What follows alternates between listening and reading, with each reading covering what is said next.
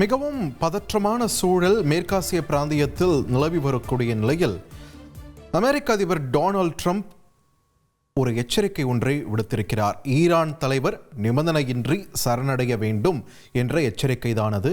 ஈரானின் supreme leader Ayatollah Ali Khamenei நிபந்தனையின்றி சரணடைய வேண்டும் என்று எச்சரித்திருக்கிறார் அமெரிக்க அதிபர் டொனால்ட் ட்ரம்ப்.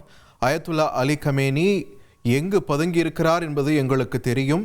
எளிதாக கமேனி இருக்கும் இடத்தை தாக்க முடியும், ஆனால் அங்கு அவர் பாதுகாப்பாக இருக்கிறார், அவரை கொல்வது நோக்கமல்ல என்றும் பதிவு செய்திருக்கிறார் டொனால்ட் ட்ரம்ப். தன்னுடைய சமூக வலைதள பக்கத்தில் அவர் பதிவு செய்திருக்கிறார், அன்கண்டிஷனல் சரண்டர், எந்த ஒரு நிபந்தனையும் இன்றி சரணடைய வேண்டும் என்று தெரிவித்திருக்கிறார் டொனால்ட் ட்ரம்ப்.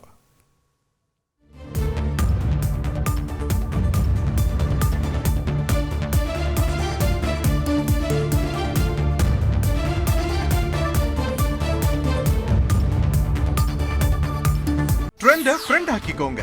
2.5 கோடிக்கும் அதிகமான தந்தி டிவியின் சப்ஸ்கிரைபர்ஸ் அண்ட் ஃபாலோவர்ஸ் குடும்பத்துல நீங்களும் இணையுங்க.